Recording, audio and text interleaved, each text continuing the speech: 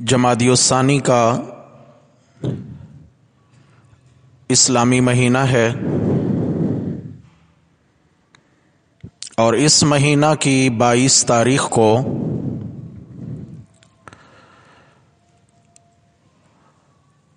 سیدنا صدیق اکبر رضی اللہ تعالی عنہ کی وفات کا دن ہے۔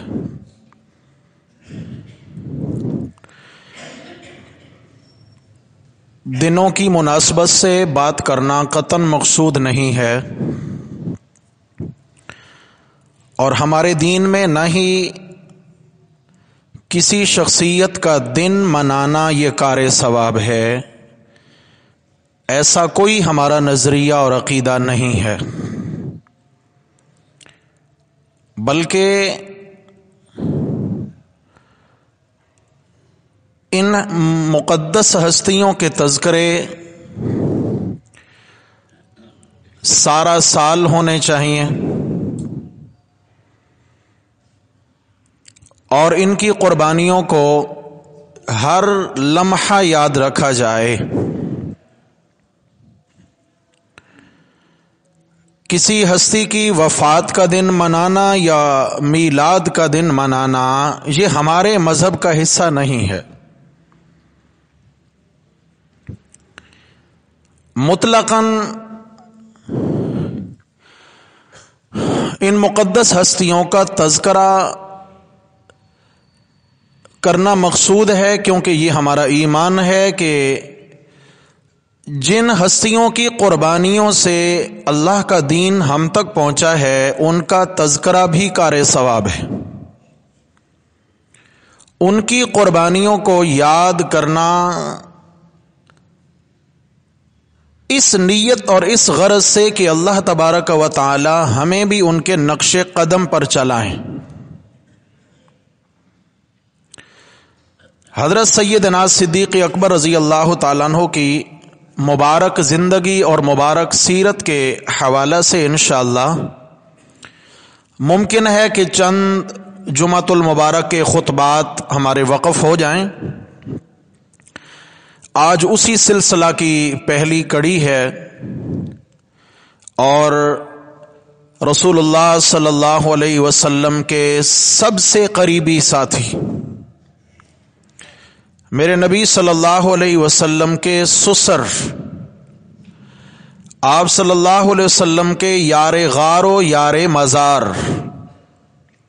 حضرت ابو بکر صدیق رضی اللہ تعالی عنہ کی زندگی کے ہر شعبے اور ہر پہلو کی طرف نظر کرنا اس لیے ضروری ہے کہ ان کی زندگی کا ہر شعبہ اسلام کے لیے قربانیوں سے لبریز اور مالا مال ہے۔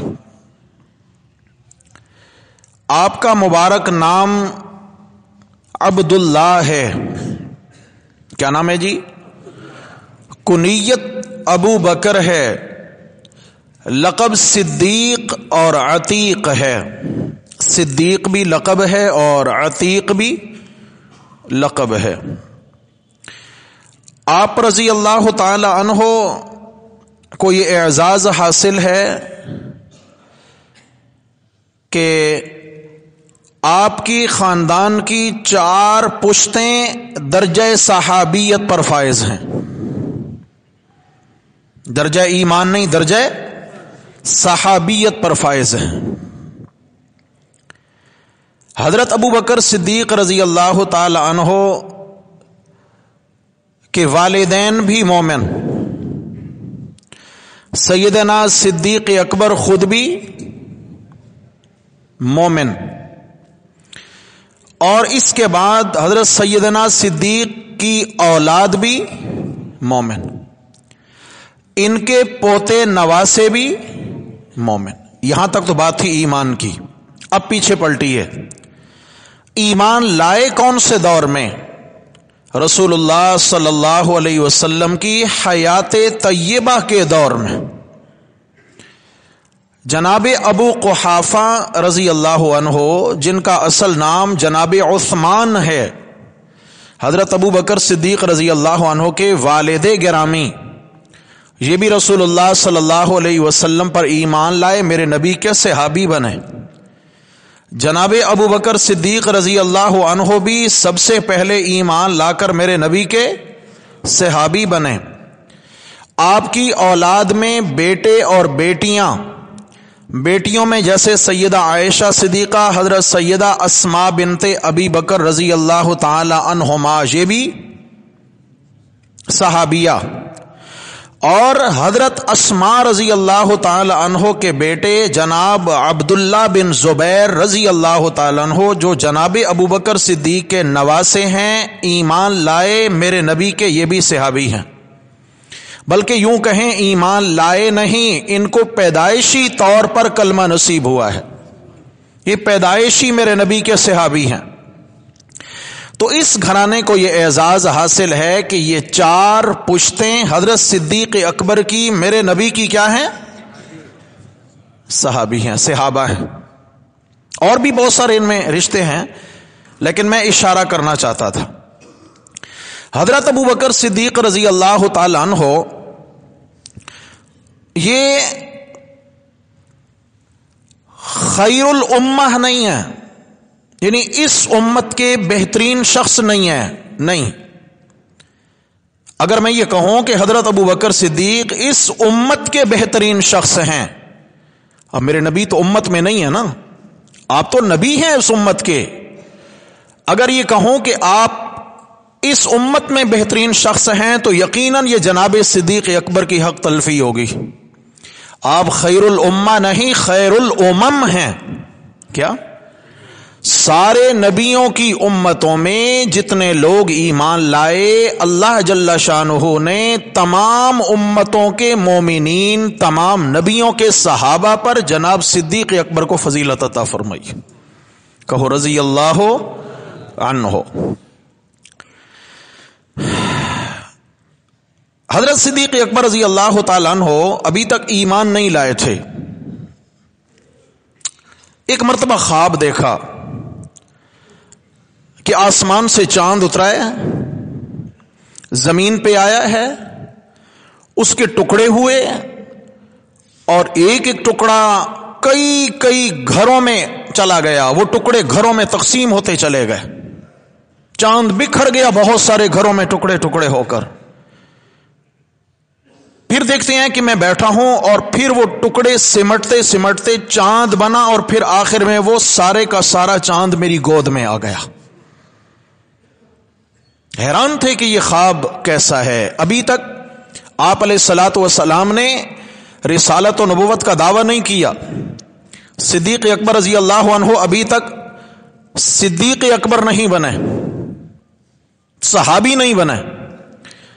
یمن کا سفر ہوا تو ایک عیسائی راہب تھے، بحیرہ راہب کے نام سے، ان سے ملاقات ہوئی اور ان کے سامنے اپنا خواب رکھا۔ حضرت صدیق اکبر رضی اللہ عنہ کا وہ خواب بھی سنتے جا رہے ہیں، اور سر سے لے کے پاؤں تک بار بار دیکھتے بھی ہیں ابو بکر کو، چونکہ وہ پہلی آسمانی کتابوں کے عالم تھے، منصف مزاج عالم تھے۔ انہوں نے کہا کہ جناب اگر اللہ نہ بھلائے تو آپ کے علاقے میں اللہ کے آخری نبی کی تشریف آوری کا زمانہ آ چکا ہے، وہ آخری چاند مبعوث ہونے والا ہے، اور پھر یہ جو ٹکڑے ٹکڑے ہوں گے، مطلب یہ ہے کہ اس کی دعوت، اس کی آواز گھر گھر میں پہنچے گی، اور پھر دنیا سے رخصت ہو جانے کے بعد وہ چاند آپ کی گود میں آئے گا، اللہ تعالیٰ اس نبی کی خلافت کا منصب آپ کو عطا فرمائیں گے، آپ اس نبی کے پہلے پہلے خلیفہ ہوں گے۔ کہو رضی اللہ، اللہ اکبر، اللہ اکبر۔ اسی طرح ایک مرتبہ یمن کے تجارتی سفر پہ تھے، ایک ازدی راہب، ازدی قبیلے کا ایک راہب تھا، عیسائی راہب تھا، عالم تھا بڑا، وہ ملا۔ اس نے صدیق اکبر رضی اللہ تعالیٰ عنہ سے گفتگو کی، بات چیت کرنے کے بعد وہ کچھ ٹٹولنے اور ڈھونڈنے لگا جناب ابو بکر میں، پوچھنے لگا جناب اگر آپ بتانا پسند فرمائیں تو کیا اب مکہ سے تشریف لائے ہیں؟ جی میں مکہ سے آیا ہوں. اچھا اگر آپ بتانا پسند فرمائیں تو کیا آپ کا قبیلہ قریش سے تعلق ہے؟ جی میرا قبیلہ قریش سے تعلق ہے. اور قریش میں قبیلہ بنو تیم سے تعلق ہے؟ جی میں تیمی ہوں، قبیلہ بنو تیم سے تعلق ہے. تو بے چین ہو کر وہ راہب کہتا ہے کہ جناب ساری نشانیاں دیکھ چکا ہوں، آخر میں ایک شفقت فرمائیے، اگر آپ اپنا پیٹ مجھے دکھانا چاہیں تو میں ایک آخری نشانی دیکھنا چاہتا ہوں. حضرت ابوبکر صدیق رضی اللہ عنہ نے اپنے پیٹ سے کرتا مبارک جو اٹھایا تو راہب نے حضرت صدیق اکبر کی ناف کو دیکھنا شروع کیا. ناف کے برابر میں ایک کالا تل دیکھا اور دیکھ کر پھر تو تڑپ کے کہنے لگا کہ مجھے اس رب کی قسم جس نے مجھے پیدا کیا ہے، تو ہی وہ شخص ہے جو خاتم الانبیاء کا پہلا خلیفہ بننے والا ہے. تیری یہ ساری نشانیاں، یہ تیری ساری صفات ہماری آسمانی کتابوں میں لکھی ہوئی ہیں. کہو رضی اللہ عنہ. کہ میں تعارف کرانے لگا ہوں، ابھی تو تعارف ہے، انشاءاللہ آگے چلیں گے، تعریف تو بھی بہت دور ہے. حضرت سیدنا صدیق اکبر رضی اللہ تعالی عنہ، ان کے متعلق کتابوں میں لکھا ہے کہ ابوبکر صدیق رضی اللہ تعالی عنہ اس طرح پیدائشی طور پر موحد تھے جس طرح میرے نبی صلی اللہ علیہ وسلم پیدائشی طور پر موحد اور مومن تھے. اللہ کا کوئی نبی زمانہ نبوت کے بعد بھی اور زمانہ نبوت سے پہلے بھی نہ چھوٹے گناہ کا ارتکاب کرتا ہے نہ بڑے گناہ کا. فرق اتنا ہے انبیاء معصوم ہوتے ہیں، صحابہ محفوظ ہوتے ہیں. بولیے انبیاء کیا ہوتے ہیں؟ معصوم ہوتے ہیں، ان سے کوئی گناہ ہوتا ہی نہیں ہے. اور صحابہ محفوظ ہوتے ہیں، اللہ تعالیٰ ان کو گناہوں کے قریب جانے دیتا ہی نہیں. محفوظ ہوتے ہیں. حفاظت کا پہرا کس نے لگایا ہے؟ اللہ ان کی حفاظت کے پہرے لگا چکے ہوتے ہیں. حضرت ابوبکر صدیق رضی اللہ تعالیٰ عنہ پیدائشی طور پہ بڑے حیا والے تھے، بڑے حیا. سیرہ حلبیہ کے اندر لکھا ہے ان ابا بکر لم یسجد صنما قط، ان ابا بکر لم یسجد صنما قط، کہ ابو بکر صدیق نے زمانہ جاہلیت میں اسلام لانے سے پہلے بھی کبھی کسی بت کو سجدہ نہیں کیا تھا. کہو رضی اللہ سبحان اللہ. موحد اعظم میرے نبی بھی موحد اعظم، میرے نبی کا پہلا صحابی اور خلیفہ بھی موحد اعظم ہیں رضی اللہ تعالی عنہ. آپ صلی اللہ علیہ وسلم خود ارشاد فرماتے ہیں ما کلمت احدا فی الاسلام الا ابا، میں نے جس شخص پہ بھی اسلام پیش کیا اسی نے پہلی بار انکار کیا. میں نے جس شخص بھی پہلی بار اسلام پیش کیا اس نے پہلی بار انکار کیا. وراجانی فی الکلام، اور مجھے کچھ جواب بھی دیے، انکار بھی کیا اور مجھے کچھ جواب بھی دیے. الا ابن ابی قحافہ، ایک ہی جوان تھا جس کو قحافہ کا بیٹا ابو بکر کہتے ہیں. میں نے اسلام پیش کیا، میں نے کہا ابو بکر میں اللہ کا آخری نبی ہوں، تو ابو بکر نے کہا اگر آپ اللہ کے آخری نبی ہیں تو ابو بکر آپ کا پہلا امتی ہے. رضی اللہ عنہ، رضی اللہ عنہ، رضی اللہ عنہ. ابو بکر تو ابو بکر ہے. ابو بکر صدیق رضی اللہ تعالی عنہ نے آپ صلی اللہ علیہ وسلم پر اپنا سب کچھ وار دیا، سب کچھ وار دیا. بڑے تاجر تھے. میرے نبی صلی اللہ علیہ وسلم اشارہ کرتے گئے، ابو بکر صدیق اپنی ریشم کے کپڑے کی دکانیں قربان کرتے گئے. ساری تجارت میرے نبی کے اشارہ ابرو پہ قربان کر دی. ساری دولت میرے نبی کے قدموں کی خاک پہ قربان کر دی. رضی اللہ عنہ. ابو بکر صدیق رضی اللہ تعالیٰ عنہ نے نبی کریم صلی اللہ علیہ وسلم کا کسی میدان میں خدا کی قسم ساتھ نہیں چھوڑا. ساتھ چھوڑنا دور کی بات ہوتی ہے، ابو بکر ایک قدم میرے نبی سے پیچھے بھی نہیں رہے.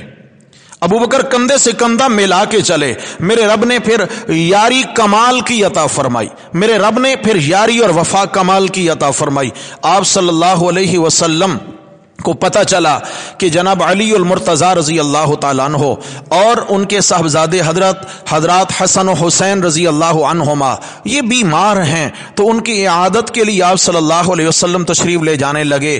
فرمان لگے ابو بکر عمر میں علی اور ان کے بیٹوں کی اعادت کے لیے جا رہا ہوں، یا رسول اللہ ہم بھی آپ کے ساتھ چلیں گے. عصر کی نماز کے بعد کا وقت ہے. آپ صلی اللہ علیہ وسلم نے ایک ہاتھ حضرت ابو بکر کے کندھے پہ رکھا، دوسرا حضرت عمر کے کندھے پہ رکھا، اور دو یاروں کے کندھوں پہ ہاتھ رکھ کر راز و نیاز کی باتیں کرتے حضرت علی رضی اللہ عنہ کے کاشانہ کی طرف تشریف لے جا رہے ہیں. اسی اثنا میں حضرت علی رضی اللہ تعالیٰ عنہ اپنے گھر کے دروازے سے باہر نکلنے لگے کسی کام سے.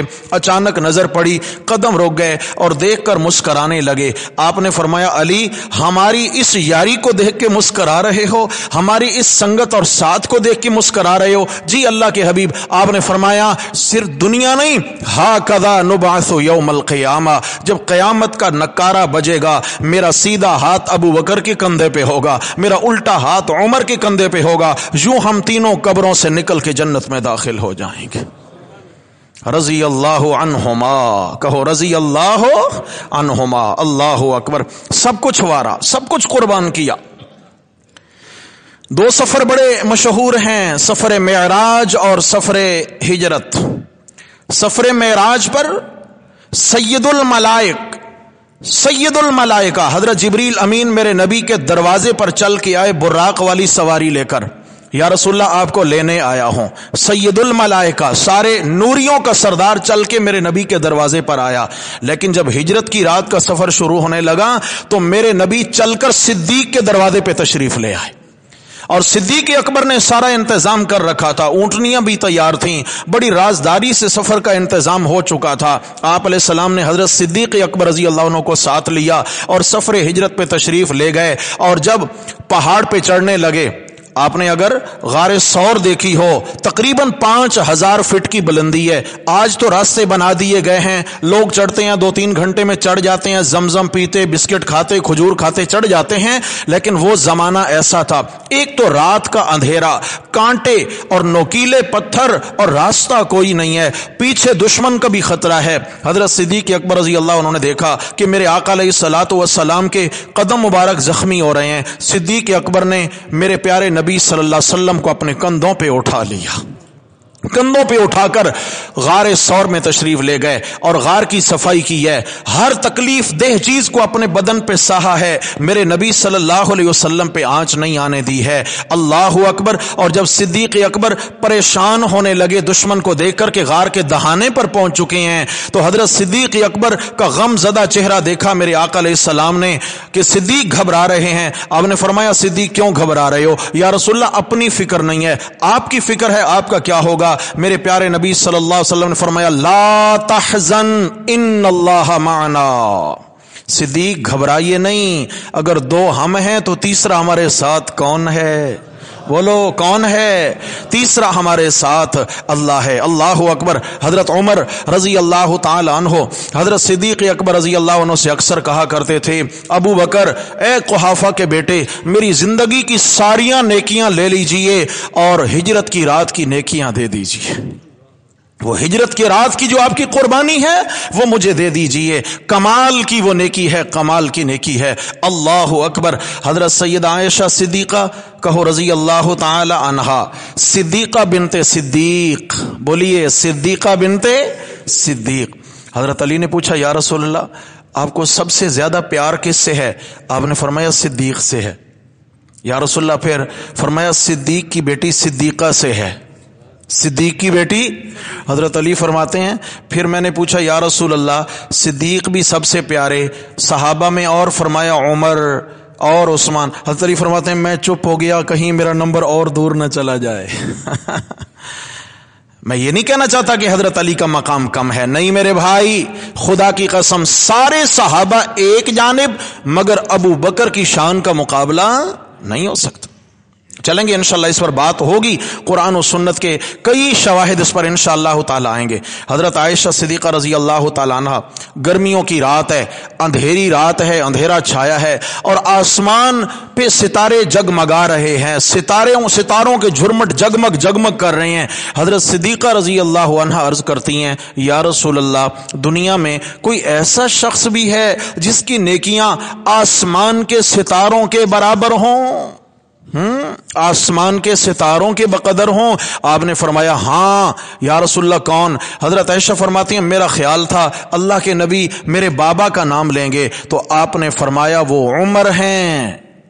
کون ہیں؟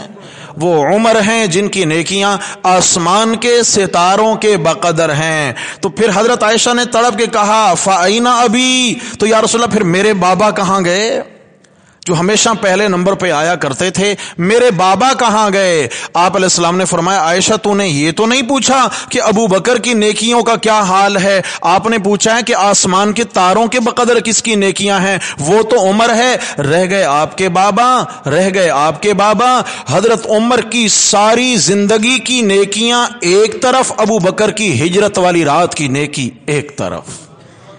رضی اللہ عنہ۔ اللہ اکبر، اللہ اکبر، اللہ اکبر۔ قرآن مجید نے کیا کہا؟ وَسَيُجَنَّبُهَا الْأَتْقَى، وَسَيُجَنَّبُهَا الْأَتْقَى، پیچھے جہنم کی آگ کے تذکرے ہو رہے ہیں۔ فرمایا فَأَنذَرْتُكُمْ نَارًا تَلَظَّىٰ، لوگوں میں تمہیں جلا دینے والی، بھون ڈالنے والی آگ سے ڈراتا ہوں، میں تمہیں خبردار کرتا ہوں، آگ کے عذاب سے بچاؤ کا سامان کر لو۔ لا یصلاھا الا الاشقا، اس جہنم کی آگ میں تو بس وہی داخل ہوگا جو سب سے بڑا بد نصیب ہوگا۔ جو بد نصیب ہوا فرمایا اس کو جہنم کی آگ اپنا ایندھن بنائے گی۔ رہ گیا فرمایا آگے چلے الذی کذب وتولی، بد نصیب کون ہے؟ جس نے جھٹلایا اور منہ موڑ لیا۔ جھٹلایا اور کس کو؟ اللہ کے احکامات کو، میرے نبی کی ذات کو، اللہ کے کلام کو، اللہ کے حکموں کو، میرے نبی کی سنت کو، دین کے کسی پہلو کو، اللہ کی وحدانیت کو کذبا جھٹلا دیا، وتولا اور منہ موڑ گیا۔ فرمایا یہ سب سے بڑا بد نصیب ہے اور اس کو سوائے جہنم کی آگ کے کوئی ٹھکانہ نہیں ملے گا۔ وَسَيُجَنَّبُهَا الْأَتْقَى، فرمایا ان قریب بچا لیا جائے گا اس آگ سے وہ جو سب سے بڑا متقی ہے، الاتقى، سب سے بڑا پرہیزگار۔ آج ہم چاہتے ہیں نا اللہ ہمیں متقی بنا دے، اللہ ہمیں پرہیزگار بنا دے، لیکن قرآن نے کہا ایک وہ بھی ہے جو سارے پرہیزگاروں کا امام ہے۔ وَسَيُجَنَّبُهَا الْأَتْقَى، وہ جہنم کی آگ اس کو نہیں جلا سکے گی، جہنم کی آگ اس کے قریب نہیں جا سکے گی۔ اللہ اکبر۔ کون ہے وہ؟ فرمایا الذی یؤتی مالہ یتزکا، جو اپنا مال اس لیے لوٹاتا ہے یتزکا کہ اس کا دل پاک رہے، اس کا دل پاک رہے، تزکیہ ہو جائے، اس کے اندر دل میں مال کی محبت نہ رہے، وہ مال اللہ کی راہ میں خرچ کرتا ہے۔ اللہ اکبر، اللہ اکبر۔ تمام مفسرین کرام نے لکھا ہے، اردو کی تفاسیر کیا، عربی کی کیا، فارسی کی کیا، تمام متقدمین و متاخرین مفسرین کرام نے لکھا ہے کہ یہاں اس ہستی سے مراد جناب ابو بکر صدیق ہیں رضی اللہ عنہ، رضی اللہ عنہ۔ اور القرآن یفسر بعضہ بعضا، قرآن ایک مقام کی خود تفسیر بھی بیان کر دیتا ہے کہیں پر۔ تو قرآن مجید نے ایک اور مقام پر کہا ان اکرمکم عند اللہ اتقاکم۔ ابو بکر کی فضیلت دیکھنا چاہتے ہیں ہم، آج بڑے جھگڑے ہیں سوشل میڈیا پہ، ہاں جی نہیں فلاں افضل ہیں اور فلاں افضل ہیں، ہاں جی بعض کہنے والوں نے تو یہاں تک کہہ دیا کہ جی صحابی ہونے میں ابو بکر افضل ہیں اور داماد ہونے میں علی افضل ہیں۔ انا للہ و انا الیہ راجعون۔ داماد ہونا یہ کون سی فضیلت کی بات ہے؟ جہاں صحابیت کی فضیلت آ گئی وہاں کوئی اور فضیلت اس کے مقابلے میں آ سکتی ہے؟ بالکل نہیں آ سکتی، یاد رکھنا۔ حضرت علی رضی اللہ تعالیٰ عنہ بہت عظیم ہیں، بہت عظیم ہیں، لیکن چوتھے نمبر پر ہیں۔ کون سا نمبر ہے؟ بہت عظیم ہیں۔ 1.25 لاکھ صحابہ میں اول ابو بکر ہیں، دوم عمر ہیں، سوم عثمان ہیں، اور چہارم جناب علی المرتضی رضی اللہ عنہم اجمعین۔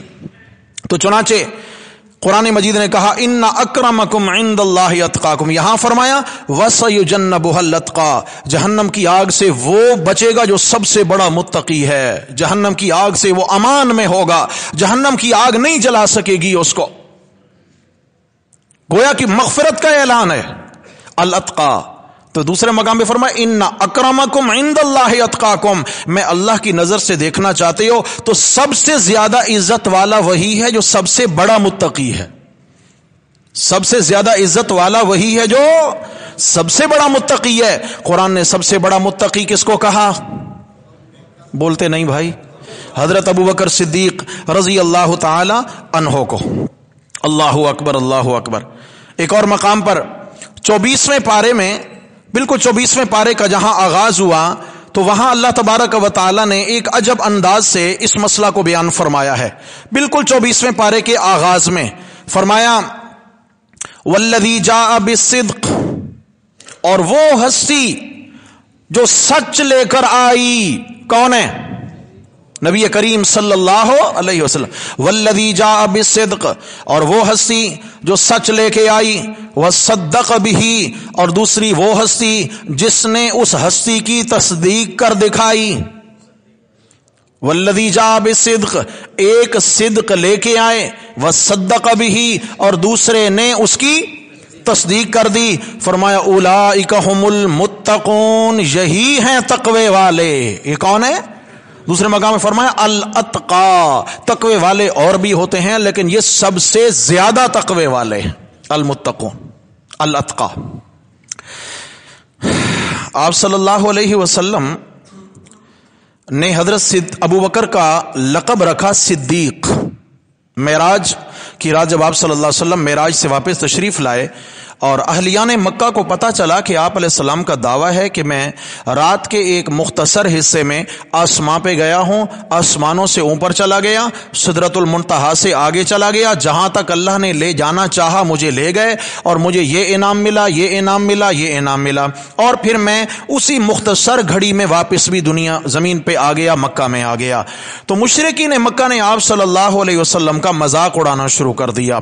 صبح ہوئی تو ابو جہل نے حضرت ابوبکر صدیق کا راستہ روکا اور کہنے لگا جانتے ہو تمہارے یار نے، تمہارے دوست نے آج کیا دعویٰ کر دیا ہے؟ کہ کیا دعویٰ کیا ہے؟ کہ میں مختصر سے حصے میں زمین سے آسمانوں تک گیا ہوں اور پھر اسی لمحہ میں واپس بھی آ گیا ہوں، اور وہاں میں نے یہ دیکھا ہے۔ حضرت صدیق اکبر نے دلیل نہیں مانگی، دلیل نہیں مانگی کہ جاؤں گا اللہ کے نبی سے جا کے تصدیق کروں گا، دلیل مانگوں گا، نہیں کہا۔ وہیں انہوں نے برجستہ جواب دیا کہ ابو جال مجھے یہ بتا کہ جبریل آسمان سے زمین تک ایک لمحے میں آ سکتا ہے کہ نہیں آ سکتا؟ آ سکتا ہے۔ تو فرمایا جب جبریل وہاں سے یہاں تک آ سکتا ہے تو خاتم المرسلین یہاں سے وہاں کیسے نہیں جا سکتے صلی اللہ علیہ وسلم۔ اس بات کا پتہ جب آپ علیہ السلام نے فرمایا تو آپ نے فرمایا بل انت صدیق، فرمایا آج کے بعد ابو بکر تو صدیق کے لقب سے یاد کیا جائے گا کیونکہ تو نے تصدیق کی ہے۔